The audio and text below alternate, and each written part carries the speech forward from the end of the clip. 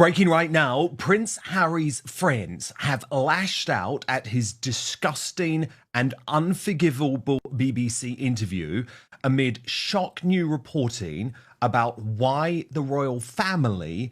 Mom, Prince Harry has done it again. Another interview, another attack, and this time even his own friends had done. Sources close to the Duke have gone public, calling his BBC interview disgusting and unforgivable. And the royal family is said to be in utter shock. Have turned forever on the Sussexes. So we're going to get analysis on all of this from royal YouTube sensation, according to Taz, imminently. But first, let me just take you through this really sensational reporting from Richard Eden in the Daily Mail in the past few hours. Their headline, what Harry's old friends are really saying about his disgusting interview, as they reveal to Richard Eden what their relationships with the prince are like now.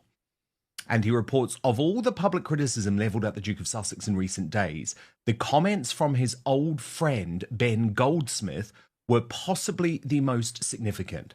Tragic but true. Prince Harry's behaviour is unforgivable, the 44-year-old financier who grew up with the Duke told me this week. The Goldsmith family, particularly Ben's sister Jemima, was so close to Princess Diana and her sons that rumours persisted that the two were sisters. Such claims were unfounded, even though Diana's mother, Frances Shan Kidd, was rumoured to have had a long-running affair with Jemima and Ben's father, the billionaire Sir James Goldsmith. Ben is the first former pal of the Duke to condemn him publicly. But if Harry thinks those comments are strong, he should hear what his old chums are saying in private. For friends tell me they are disgusted by Harry's interview, in which he made a number of explosive personal claims, such as that he didn't know how much longer his father had after his cancer diagnosis. He also claimed that those who wish him harm would consider his defeat last Friday in a legal challenge over his taxpayer-funded security in Britain as a huge win. And this is what one friend told the Daily Mail: I don't know what's more disgusting, Harry's comments about his father's health or his suggestion that people want him dead.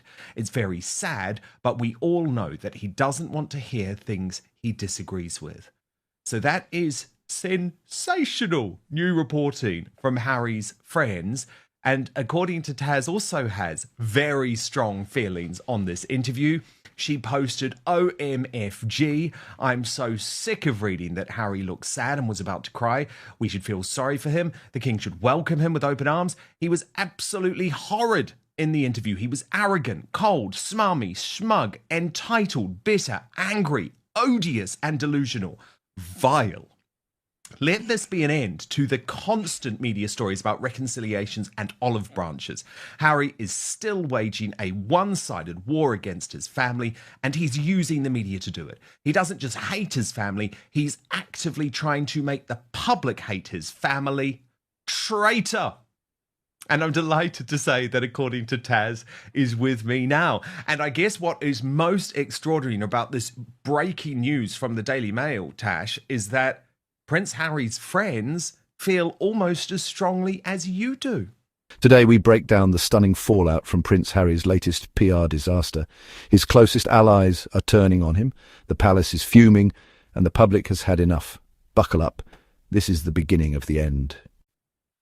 It's unbelievable that he's done this, and the things that obviously came out in that interview. He shows that he has no remorse after what he did to his grandparents, considering that they went to their graves, both of them, with his last round of accusations that he did on Oprah, The Me You Can't See, the various other podcasts, his book. And he's done exactly the same now. I mean, some of the accusations he came out with were wild. He comes across as even more bitter and angry towards his family. But to say that he is asking, he wants a reconciliation, he forgives them whilst launching another round of attacks. Honestly, it's hard to not see how anyone can take him seriously. This level of gaslighting is, I've never seen anything like it, Dan. Never. I know, it's extraordinary. And the thing is, Ben Goldsmith is a good guy. And the fact that he is now prepared to go on the record, you know, he has been in royal circles, Tash, for such a long time, attended Prince William and Catherine's wedding, of course, and it just says it all. They have had enough. He has gone too far. And I think, Tash, probably in the initial furore around the interview, one thing that was missed by a lot of folk was just how insane it is that Harry is claiming that his own family, his own supporters, are actually in some way conspiring or colluding with the government, the British deep state, to kill him. I mean, it's utterly ludicrous. But actually, Tash, then at the same time, this is where the argument really doesn't add up. At the same time, we were all just so desperate for him to return with Meghan, and that's why the security was taken away. So not only are the arguments like crazy and conspiratorial and very worrying in terms of where his mental health is at, they don't add up because they're also so contradictory, Tash. He's done it quite a lot. You know, I think there was an article not that long ago where it said that he referred to his father as being the ceremonial head of state. And then in the next breath, he's like, my father could do something about it. My father could change this, you know, he could have swayed the decision by Ravik. He said that about his grandmother as well. But yes, I mean, he came out with a lot of stuff in that interview. It really did shock me. I was not expecting that sitting in bed Saturday morning with my cup of tea, I can tell you. But yes, I think the way that he talks about this royal household like it's an evil, nefarious organization with members of his family plotting, it's gone from the men in grey suits, obviously parroting some of the things that Diana said, to now he's becoming more sinister. It's definitely a little bit deranged, I would say, the accusations he's coming out with. There's no logic to it whatsoever. In a now viral interview with the BBC, Prince Harry once again blamed the royal family for endangering his life, implying they're refusing protection and suggesting they might even want him gone. The most shocking line? His subtle insinuation that his father, King Charles, and brother, Prince William, are part of a system that failed to protect him. No, there's not. And we also, Tash, have new reporting out of the New York Post and specifically page 6 today. Now, this reporter, Sarah Nathan, has very close royal contacts, and she says whiny Prince Harry is being blackballed by the royal family because none of them trust him or Meghan Markle, according to sources in the know. So let me just read you through, Tash, some of this really good reporting from a royal source who says, I think genuinely nobody trusts him, and that's the bottom line. The royal family has major trust issues with him, and that's what is at the heart of everything. They don't trust him and Meghan, and that's why they can't have a relationship. Maybe there's room to forgive, but they won't forget. Forgiveness and trust are two different things. And there's also some other new reporting in this article, Tash. Page 6 is also told that King Charles refused to see his youngest son when Harry jetted over to the UK for the Invictus Games 10th anniversary celebrations in April 2024. The source also mused that Harry, who has not seen his dad since a quick trip to the UK after the monarch announced his cancer diagnosis in February 2024, could even use the security decision as a reason not to bring his wife and kids back for any future royal funeral. Well, I'm sorry, Tash. At that point, I just say, you scumbag. You absolute scumbag. Yeah. We see what is happening here. The children are yet again being weaponized, this time in terms of a potential future royal funeral. We know who they're talking about. We know they can only be talking about King Charles. And that is just so low. It is the lowest of the low. Oh, so you're not going to see your grandchildren before you die. And then if you die, they're also not going to attend your funeral. Well, I'm sorry. That would be considered unforgivable. Although, as we've seen from Ben Goldsmith and Harry's friends' comments, there is no forgiving going on. And his behaviour has already been unforgivable. So maybe we just have to bow to the inevitable. Meghan's using the children as marketing tools. Harry's using his children as emotional manipulation, a way to hurt and punish his father.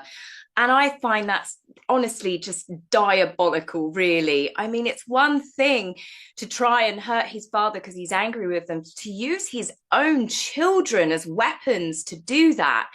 It's disgusting. I honestly, whenever we always say they cannot go any lower, and yet again they do. They manage to go lower every single time. I'm not surprised that the royals have blackballed him. How could they trust him? You referenced when he came over and he saw his father in February after the announcement of the king having cancer. The next day, don't forget, Harry was up in Whistler having an interview which was meant to be about the Invictus Games. But before he actually came on camera, it was advertised as a health update on the king. I believe that Harry shot over there to get some information. And if the king had told him anything, we would have heard all about it on that interview. You cannot trust him. I say that he's like a fox caught in a chicken shed, picking, bones out of his teeth. It's why on earth would you let him back in again when he's still he's never had any sort of apology for his family for all of the hurt that he did. And a lot of it was lies on Oprah. The horrible allegations that he leveled at his family using racism and race baiting. Prince William having to say, my family are not racist. And yet here he is now saying that the royal household and members of his family want history to repeat itself. We know that he means his mother, and he's referring to people want him dead. I mean, this is just honestly unbelievable. And the way he referenced, it wasn't my wife, my children, it was my wife and the king's grandchildren. It's just emotional manipulation, and he's using his children as weapons, and that is unforgivable. The palace was not informed in advance, and insiders say the king was blindsided and heartbroken. But here's where it gets brutal. Multiple reports claim that even Harry's close friends, those who stood by him during the royal fallout, have finally had enough. Oh, it's totally unforgivable. It's totally unforgivable. But Tash, the other thing is, we know how much Harry has struggled with the fact that he is not part of the royal family VE Day celebrations at all, or commemorations, I should say. It is VE Day today. It was absolutely wonderful seeing Catherine, the Princess of Wales, alongside Camilla. That was earlier in the week, actually, with Prince George, which was really lovely to see. But if we look at these pictures from today... Oh, she looked amazing. Yeah. That hat. Oh, I'm definitely becoming a hat person. She looks incredible, doesn't she? She really does. Absolutely. And this was really, Tash, the main set piece event for all senior working royals who were there alongside British politicians. So we see Sophie there, Princess Anne was there, obviously Camilla and the King. This is a major event in the royal calendar, and of course VE Day. And the reason why we saw George earlier with those veterans is because it's so important. This is, the connection between the royal family and World War II is just so important. And Harry grew up feeling that. However, now, Tash, according to Radar Online, he's just obsessed with watching his family and becoming increasingly bitter and angry about what he sees at this week's event. That's obvious. Yeah. So, I mean, their reporting is quite something, Tash. They say, while King Charles, Queen Camilla, Prince William and Kate Middleton, as well as their 3 children, stood united on the Buckingham Palace balcony for the VE Day celebration, royal exile Prince Harry was said to be intently watching the spectacle unfold from thousands of miles away. Sources said Harry was glued to the coverage of his family, watching and re-watching clips of their picture-perfect appearance. Charles and Camilla were all smiles alongside the breakout star Prince Louis, who stole the show. But in lonely Montecito, California, well-placed sources said Harry was fixated on consuming as much coverage as possible. One palace insider revealed he watches every second. Balcony appearances, viral clips, even Prince Louis' silly faces. He can't help himself. He may say he's moved on, but he's still obsessed with what he left behind. And I just thought, Tash, he called me, in spare, a sad little man. But the only sad little man is surely someone who now looks on longingly at his nephew, his young nephew, who he should be proud of, instead of actually doing some good, or thinking, if I hadn't destroyed the relationship with my family, there may have still been a role for me in these celebrations. Now, Tash, he wouldn't have been on the balcony as a non-working royal, we know that, but if it just got over his ego, there were other things he could have done. The royal family would have made him feel at home, but no, his ego is so massive that instead he just sits and gets all steamy. And he's always been like this. Even when he was in the UK, Tash, I would be told of the fact that he would be doom scrolling through X, and he's got all of his sort of burner accounts which are anonymous, reading articles, screaming at people about these articles. It's like, you wanted out. Yeah. You said you were trapped. Why not just move on and let the royal family do their brilliant job? One insider told a British outlet, "We tried to support him, but this latest interview crossed a line. It's disgusting. It's unforgivable."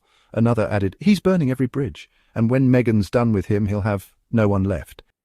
The way that reporting, says that he's obsessively watching his family, that to me is someone that mentally doesn't seem healthy. It's one thing to miss your family and to perhaps have regrets, but it's obvious that Harry has no regrets after the awful things that he's levelled at his family. As I said, I mean, the fact that the Queen and Prince Philip went to their graves having that overhanging them, and he doesn't have a single bit of remorse in him.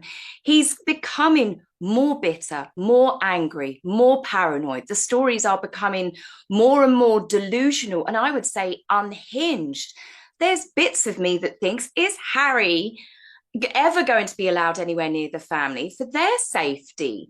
The fact that he's quite willing to sell secrets, conversations, show text messages, to talk about the inside layout of palaces, it's clearly obvious that he doesn't have a single concern for the safety of his family when he continuously talks about things that he knows damn well that he should not. And the thought of him looking at Prince George and Princess Charlotte and Prince Louis obsessively, that to me is just jealousy. And there's been a bit of me that I'm glad he's away from them. I don't think that he'd be a nice uncle particularly. And as we know, Meghan, she wasn't particularly nice to Princess Charlotte no, either. Indeed. And look, William doesn't want Harry near any of the children, because he knows that what he would try and do is turn the children against the British royal family. And actually, even though I thought the son was pretty grim getting a lip reader in, Tash, during during the it was the events standard, on isn't it? Monday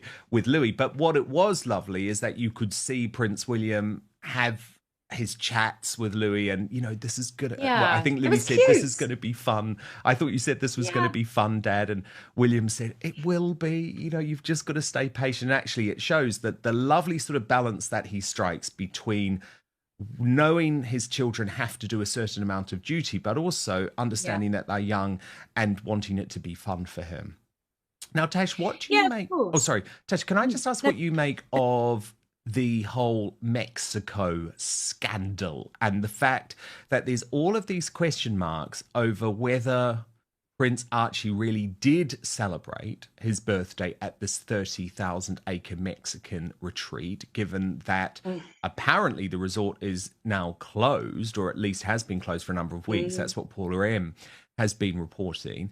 At the same time, for me, I think the thing that was most shocking is this is an area of Mexico, Jalisco, that the US State Department has a travel advisory in place to Americans to reconsider travel, Tash, for violent crime, gang activity, and kidnapping. Right. Kidnapping, which you'd imagine would be his big concern. So what we're meant to believe now, Tash, is that he can go to Colombia, one of the most dangerous countries in the world. He can go to dangerous parts of Africa. He can even go to Ukraine. He can even go to war-torn Ukraine. However, the only risk is in the United Kingdom, where he could stay at Buckingham Palace anyway. I mean, it's ludicrous. But it was all very weird, wasn't it, this whole Mexican thing? Do you think it was an old photo? Was it a manipulated photo? What's going on with this one? When your own friends go public like that, you've lost the room. From beloved prince to tabloid cautionary tale, Harry's fall has been nothing short of tragic. But make no mistake, this is self-inflicted. When your own friends start exposing you, the message is loud and clear. Let us know in the comments, is this finally the moment King Charles should strip their titles? Has Prince Harry gone too far? We want to hear from you, like, share, and don't forget to subscribe for more royal revelations and real talk. Because this story is far from over. Until next time, watch what they do, not what they say.